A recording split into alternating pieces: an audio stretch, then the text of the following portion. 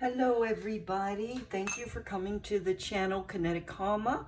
My name is Karen and I'm here to do December readings for fire, water, earth, and air. And this reading is going to be specifically for the fire signs. It's the first one of the readings I'm doing for December. So I'm doing them in a group, not as individual signs, but as elements: fire, earth, air, and water. So as part of the basic reading, I'm always going to include for all of the elements a actual reading from the Mystic Mudra deck, which is primary series, and it gives yoga poses and such, so that you'll have a pose that you'll be working with for the month of December. I'm also going to include a mudra, so that the primary mudra that you can work with to support you during the month of December is going to be from Gertrude Hershey's Mudras for the Body, Mind, and Spirit. And I'm also going to be making standard as a part of this reading crystals, the stone deck. I'm going to pick a stone for you that you'll be dealing with for the month of December. So those are the three base cards. After that, I will more than likely do Carolyn Miss archetype card, so that we know what archetype you're dealing with. Or maybe I'll do that first, and then we'll deal with these as we go in the line. And from there, I'll do what Spirit directs, okay? So, thank you.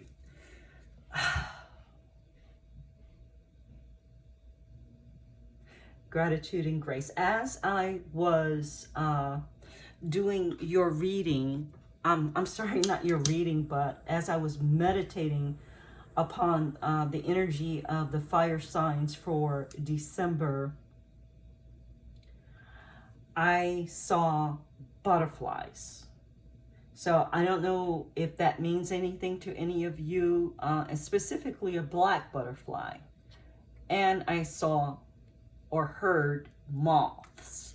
So winged things, things that transform, is very specific and relevant to you guys in the month of December. So when you see a butterfly or a moth, and you're dealing with, or eggs, you know, from a butterfly or a moth, you're dealing with transformation. Know that there is something very special that the universe is trying to communicate to you through those creatures, okay? And perhaps it's a totem for you guys, and if it is, that just is an indication that this reading, there's something very specific and meaningful for you in this December reading for the fire signs, okay? So Spirit, please give us the archetype that we're dealing with for the fire signs for the month of December, and there we go. The archetype is the wounded child. The light attribute is awakens compassion and desire to serve others, wounded children, and to serve other wounded children. Opens the learning path for forgiveness. The shadow attribute is balances all dysfunctional relationships on childhood wounds, resists moving on through forgiveness. Oh, not balances, but blames all dysfunctional relationships on childhood wounds and resists moving on through forgiveness. And it reminds me of a reading that I recently did about the divine masculine, and his part of that group was refusing to move on, just refusing to look and heal the wounded child. So your wounded child is an archetype that occurs when you're young, and it comes from you being unprotected, you being hurt. You experience a contrast in your earthbound experience that is not pleasant, that is threatening your life or your well-being in some way. And so you create a wound, you get a wound because you couldn't protect yourself, and then you continue to operate out of whatever circumstances that existed around that wounding, because you made up a story about how you survived and what it meant, what the wounding meant, what it meant about you, what it meant about the world and the person who did it, or however it happened. You create a story and you keep that story strong so that you can continue to move forward in your life. It's like a protection mechanism. And so you protect the wounded child. You create defense mechanisms around whatever that wounding was. And those defense mechanisms may have served you when you were a child, they may not have. But at any rate, as you become mature and able to take care and protect yourself, it's incumbent upon us that we go back and we examine our wounds of the wounded child. And we heal them and we bring them to resolution. And we look at them and understand that as a child, yes, that happened and we're not responsible because we couldn't protect ourselves. But now that we're adults, we can certainly go back in meditation and journaling and however you want to do it and deal with the wounded child. You can look at the current relationships that you have now in your life that are dysfunctional, that are not working for you, and you can address and trace back the same storylines, the same occurrences, the same things showing up over and over again in your life, patterns that happen because you have a disempowering belief around your wounded child that's stemming from your wounded child that you need to go back and heal and restore to safety and well-being, so that when you create relationships going forward, they are on a more mature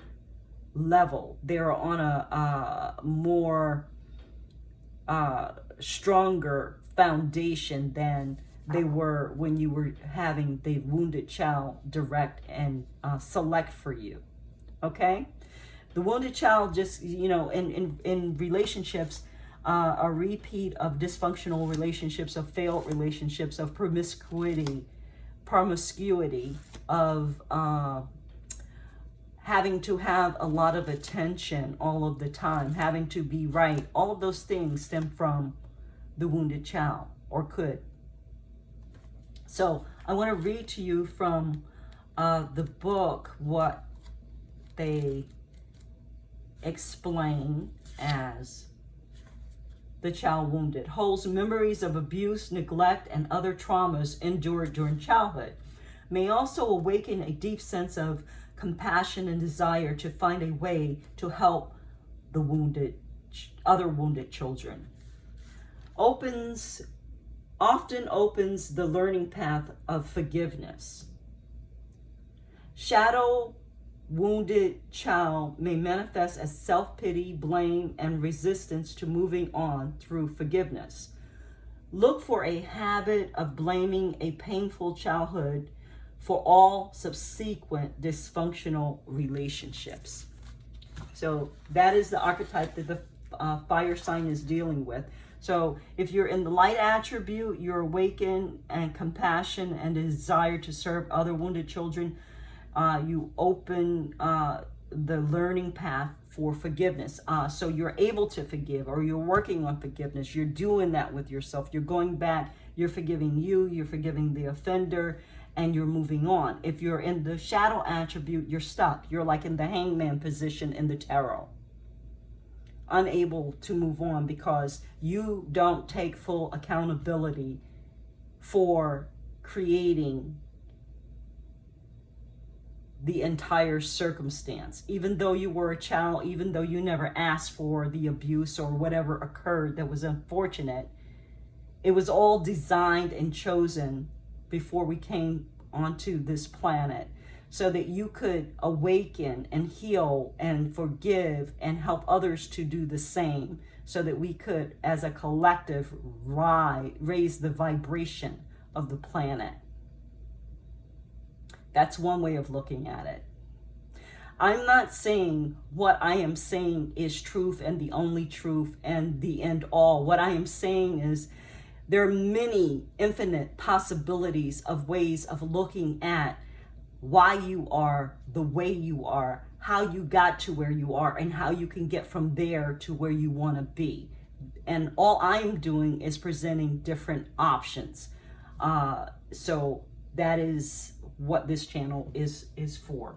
So the next card that I'm going to pull is from the crystal deck, and I want to know what stone is going to help you with dealing with the wounded child. What stone is going to help fire signs deal with the wounded child? And they're telling me to pull a stone for each of you. So what do we have? Fire signs, we have Leo. So for Leo, the stone is going to be amber. Let me write this down. Leo, amber. So the fire signs are Leo, Sag, and what is the other fire sign? Leo, Sag, and oh my goodness, I can't even remember right now. Earth is Capricorn, Taurus, and Virgo. And water is Scorpio, Cancer, Pisces. Air is Gemini, Aquarius. And I'm missing one for the air. So I have everybody, what? Leo, Sag, and what do we have? My goodness. Bear with me for just a second.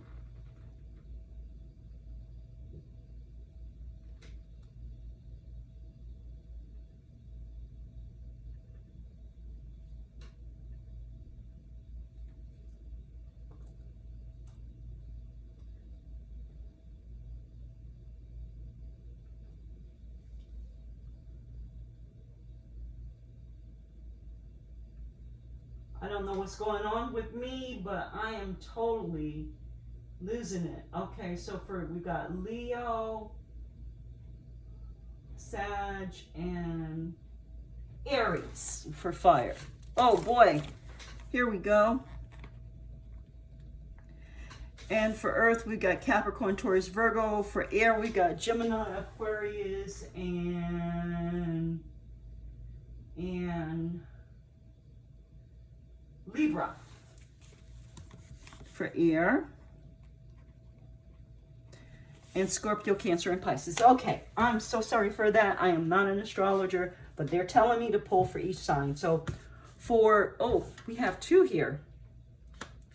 So we have Sag, I'm sorry, for Leo, we have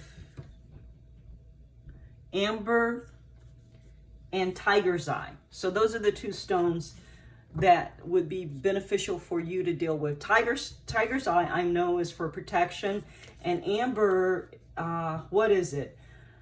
Of way ancient origin. Amber is not a rock, but a fossil tree resin with a sugar sweet energy telegraphed by its golden honey and maple syrupy hues. Ooh, sounds sexy. Amber promotes a feeling of warmth and well-being from the first blush, and armchair paleontologists love the dinosaur era bugs, aka inclusion, sometimes caught inside, they mean inside of the amber. You can see things. Who needs it? Tree people, old souls, anyone gearing up for a long, dark winter, which we're on the precipice of that. Where to put it? Any room you want to convert into a sunroom. So it brings the sun. When to use it? When you need a metaphysical hug from the universe, call on Amber's cuddly electrical blanket vibes and cozy up. Recharge your good vibes with Amber. Again, this is what it looks like. And the tiger's eye, what is it? Tiger's eye is a golden brown quartz displaying a light reflection of optical phenomena known as chato something, or cat's eye, known as cat's eye, that appears just below the stone's surface. Who needs it? The currently overthinking and mood swinging Geminis and Virgos. Where to put it? In a string of prayer beads hanging from your middle finger, counted during meditation along with your blessings. When to use it? When your thoughts are not your friends. When reading Jungian theories, Carl Jung, when reading Jungian theories or attempting to decipher a Zen koan. When you are all roar and not enough purr. When only equanimity, when you are all roar and not enough purr. That specifically is directed at Leo. When only equanimity of mind, body, and spirit, left brain and right brain can get you square with the universe. Balance your whole being with the tiger sign. So for Leo, that's those are the stones. For Sag, we're going to pull stones. And the stone for you, Sag, is one, and it's called Damberite. Danburite.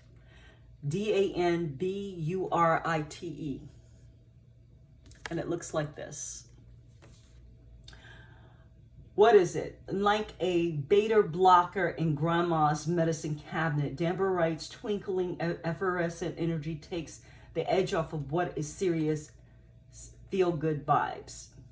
Okay, Damberite's twinkling effervescent energy takes the edge off with its serious good feel vibes. I'm sorry, I misread that the first time. Who needs it?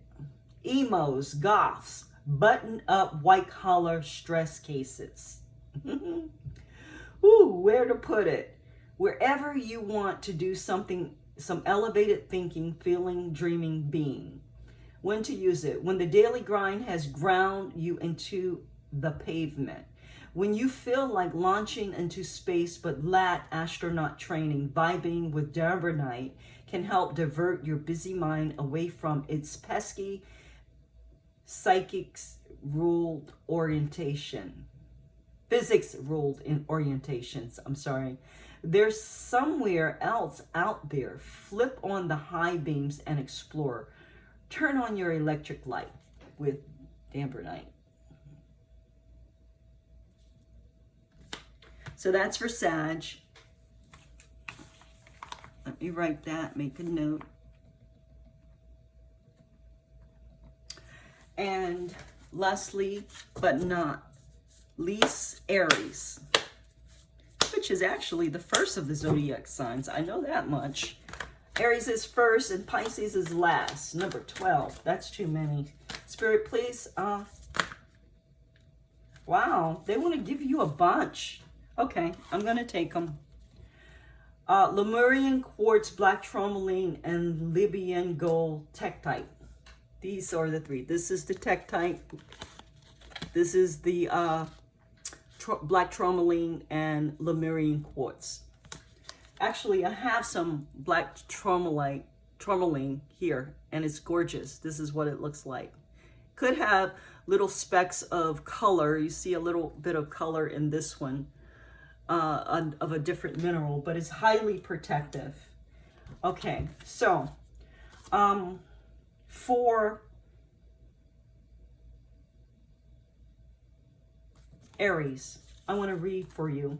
What is it? Lemurian quartz is identifiable by its blushing hue and the ladder-like horizontal grooves that climb up its face. Its name is a shout out to Lemuria, a fable lost continent whose highly evolved inhabitants, some far out folk insist, now live under Mount Shasta in California. Who needs it? Anyone in need of a vacation from their thoughts. Where to put it? Lemurians are like wands. Point them at body parts, friends, and other crystals that need more juice. When to use it? Whenever someone or something you love needs a zap of healing energy, awaken your inner wizard or witch and cast a spell with Lemurian quartz. Escape your mind. The next card for Aries is Libyan gold tektite. What is it? A 28 million year old Sahara Desert glass, only found in, you guessed it, the Sahara Desert. This gem is yellow but far from mellow. Who needs it?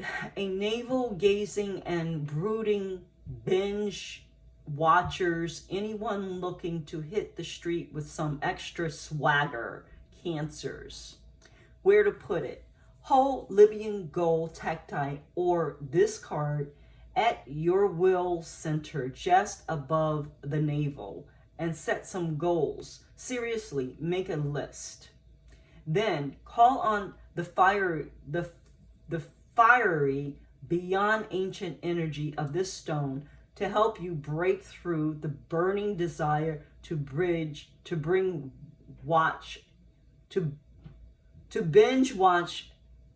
the day away. Okay.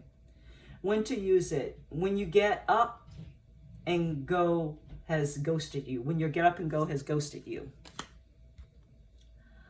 And then black tourmaline.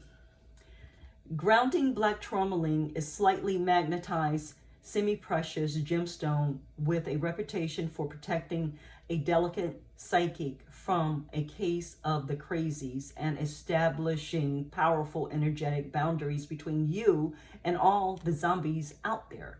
Who needs it? Everyone. Besides, your doors to keep emotional vampires out. Open your person in your pocket or on your person or in your pocket everywhere.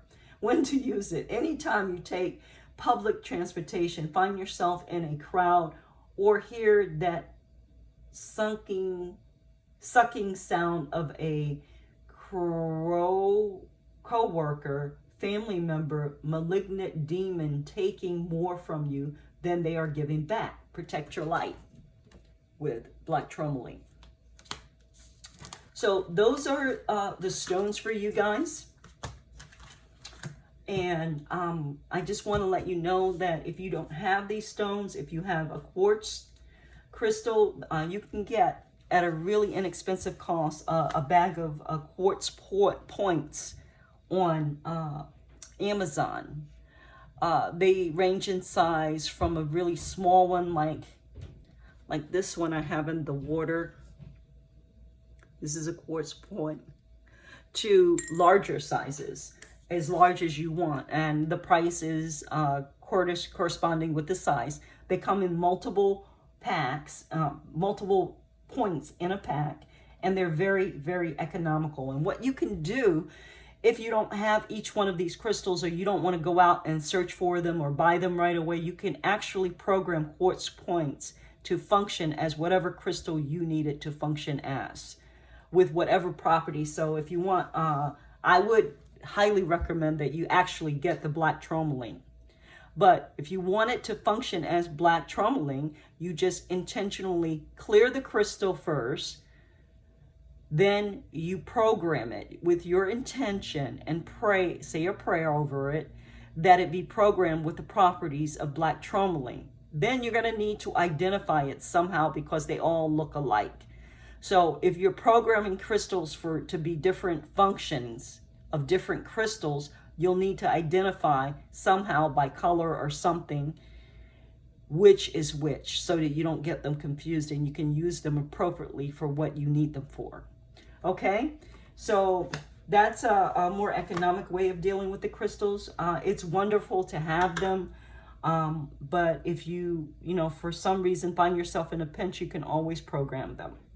So those are the crystals, and that is the archetype for the fire signs. What we're going to next is going to be the mudra cards. What mudras are the fire signs dealing with? this time, Spirit, could you please give me a card for the fire signs regarding the mudras? Woo! Security. In good hands. This is the mudra. This is what it looks like. The placement of your hands. So mudras are placements of your hands or your body or movements that you do that generate a specific energy. Kidney mudra. So this is about the kidneys. This mudra is good for the kidneys and has a warming and calming effect. Let us seek security and company when we need it, like a child. That's so interesting that we're dealing with the wounded child and fire signs, and so we're going to seek security and company when we need it, like a child. We can find this with people who are still with us or with those who are already in the next world, with higher beings, spiritual teachers, and holy ones. Perhaps it helps to place images or things in special places. A fragrant bath can also be a refuge and give us warmth. You can imagine lying in a luxurious bath and let yourself be embraced and caressed by the warm, soft water. Childlike, I seek and find my human and heavenly sanctuary. It carries me, cares for me, and lovingly enfolds me. I'm going to say this again. Childlike, I seek and find my human and heavenly sanctuary. It carries me, cares for me, and lovingly enfolds me. One more time. Childlike, I seek and find my human and heavenly sanctuary. It carries me, cares for me, and lovingly enfolds me. This is the placement of your hands. And they're showing me a picture of a person in a bath doing that. Also, water is a very potent transmitter, and a lot of times I would highly recommend that whatever crystals are recommended, if you have them or if you program a quartz to do what you need it to do, put it in the bath water with you, because it transmits that energy more, in a more empowered way, in a more amplified way with the water. Okay, and the next deck we're going to use is the Mystic Mudra. And these are more about, this deck is more about yoga poses. So Spirit, for our fire signs, would you please give us a mudra or a yoga pose that is the most relevant, that will help fire signs during the month of December. And we have tortoise pose, and this is what it looks like.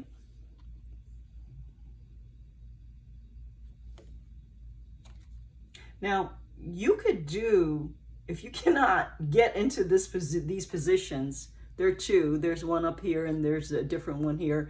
If you can't get into these positions, you can visualize the card, close your eyes, and imagine that you're doing the pose in your mind. For all purposes, it will work just as effectively, because the imagination, the mind imagining the pose that you're in and you doing it, the mind doesn't know the difference. You go watch, or look at this pose intensely. Find it, Google it. It's called the tortoise pose. The tortoise pose. And work with it however is best for you. Don't do anything that will hurt yourself, okay? So fire signs, the mudra. In my heart, I know we are all one. I rejoice in the abundance of the universe. In my heart, I know we are all one. I rejoice in the abundance of the universe. One more time. In my heart, I know we are all one. I rejoice in the abundance of the universe. This is your mantra for the month of December. It actually brings to mind that there is a global world meditation occurring on December 21st, which is the solstice, the winter solstice, that I think you would benefit from greatly in participating. Google it. It's specifically, when you Google, you'll find a lot of global meditations, but this is specifically one that is coming up for December 21, 2020. Okay? And it's about us entering into the age of Aquarius, of being one, of us recognizing that we are all more alike than we are not, of love, of peace on the planet, of higher vibrations coming in and turning on awarenesses that we have not had on this planet ever. New energies, a new earth. That's what it reminds me of. Next, I want to go to the Less Vampire deck, and I want to ask Spirit, what do you have to say to us? Fire signs. What is it that the message for December specifically is? Is there another card, Spirit? One more shuffle. No. Thirsty, craving, compulsion, obsession. This is the card. So you're a fire sign and you're thirsty, huh? You have compulsions, burning desires, obsessions that you can't let go of. Is that it? Wow, it's card number 21. Let's see what the book says. You are currently craving something with such a great thirst that it is dominating your thoughts and feelings, and you can think of hardly anything else. Thirst can be wonderful when that which you long for, yearns for, is healthy and wise. But in this case, the thirst is for the kind of experience you know will have life-changing consequences. For with us, the thirst we experience is not just for the blood, the drink that sustains us. It is for the stream of humanity and the song of life and beautiful warmth that runs through the blood. So too for you, for what you thirst for is very close to becoming an addiction or an obsession, which draws you away from what makes you you. If it is a person you thirst for, their touch, their love, or if it is a substance, know that this thirst is exerting a powerful force, even close to control. There may be an addiction or an addictive way of thinking and feeling working its way into your life. We wish to direct your consciousness to this thirst and ask you to question its source. What is it this thirst craves? Can it be satisfied? Or are you simply compelled to search and drink again and again? Know that some thirsts can be satisfied in ways that are in tune with your personality, yourself, this time, all manifestations of your essence and soul. And others will steal you further and further away from your true self. Blessing. The thirst will lead you to know more about yourself and how far you go to quest for something you want.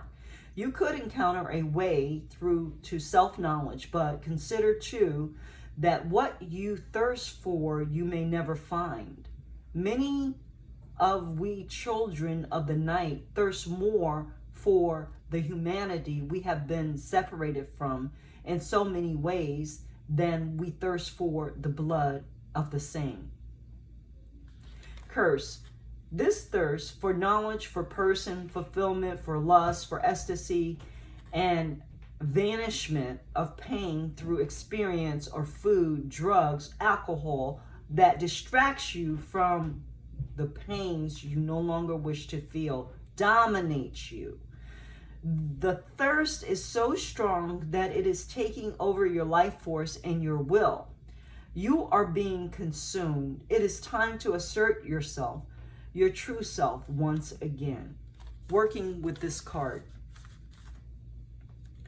It is possible to reclaim your life force, your will, even when we vampires learn to do this, and after years of practice, we no longer need to give in to our lust for life and your livelihood, your lifeblood. Your desire is driving you. Be sure of where it is taking you and whether it is increasing your ability to live fully alive or whether it is dragging you into a seductive soul sleep from which you may struggle to awake. It is time to be open and honest with yourself about what has power over you. Take steps to reclaim your power and listen to your guidance. Being sure to follow the voice within that wants you express your own, this must be a misprint. Being sure to follow the voice within that wants you to express your own power in a safe and healthy way. That was a lot. So that's thirst.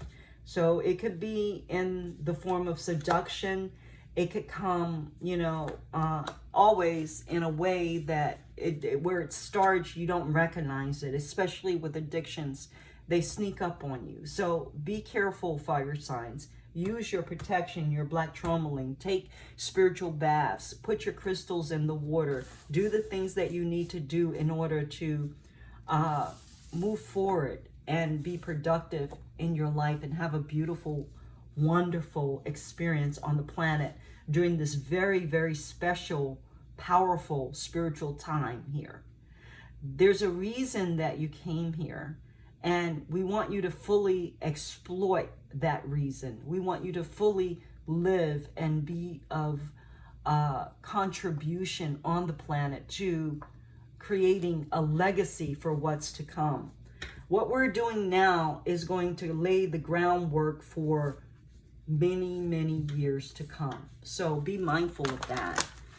Your children are watching you, they're saying. They're looking at you. They're looking to you. They're counting on you. They need you. So unless you can heal your inner child, your wounded child, you're just going to give another example to them of what's not working. And that's not what you want to do, I'm sure.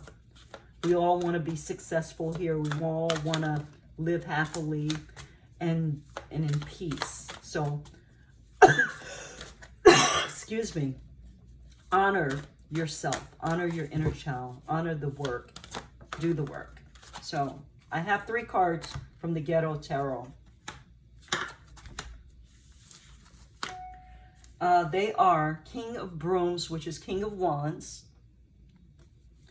And a King of Wands is a king, so he's older, he's experienced, he's sovereign, and he knows a bit about stuff. He's very passionate. The Wands are a passionate, quick energy, fire energy for the fire signs. So, of course, that's the position of the fire signs. Know that that is what's happening for you. This is where you are going or where you are currently. We have Justice. And I'm reading these all in the upright, not in the reverse, okay? We have Justice. And Justice is a major arcana. And it is a Libra card. It's the balancing of the scales. It's true wealth. Ma'at is represented through justice, but it's the higher justice, not the Cartesian law, but the higher law of judgment, divine law. And we have the 10 of Cups. And on the 10 of Cups, the 10 of Cups is about love, that divine love, that love that was given by spirit. And the dude is sitting with, they're telling me, passion on top of his head. The red represents passion. So he is very passionate about this love, this divine love. And he's sitting on a box that says high tech, but the high tech is upside down. So it's like he's high tech. And they're saying he's high tech in the form of passion, in the form of divinity, in the form of right movement. right relationships. He's high tech. So those are three very auspicious and powerful cards. I want to do a clarification with the Aboriginal Dreamtime deck on these three cards. Quiet stillness for the King of Brooms, the King of Wands. Wow, what is that going on? There's the reflection of the light. That is so wow on the card. I have a ring light and you can see the reflection of it. That is interesting. It kind of reminds me of an orb, like there's a spirit here with us right now. I have ceremonial rites for justice. Ceremonial rites. So you are going through a portal, they're saying. You are going through a judgment and a portal, and you're being kicked out on the other side.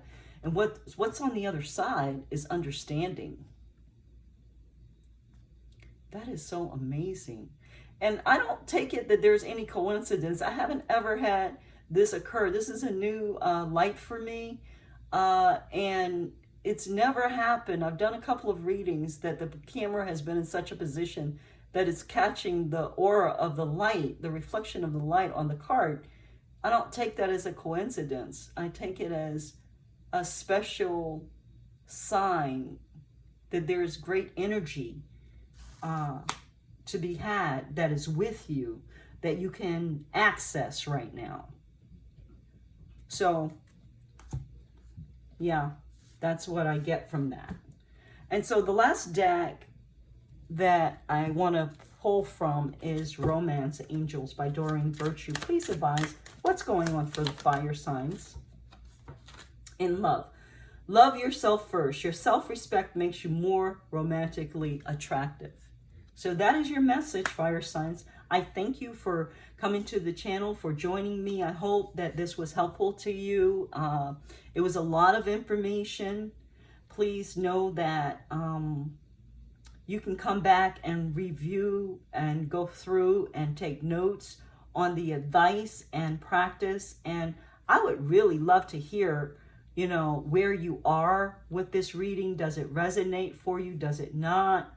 In a most respectful way, of course, but I would love to know so that I can know what to add, what to leave off, what supports you and what doesn't.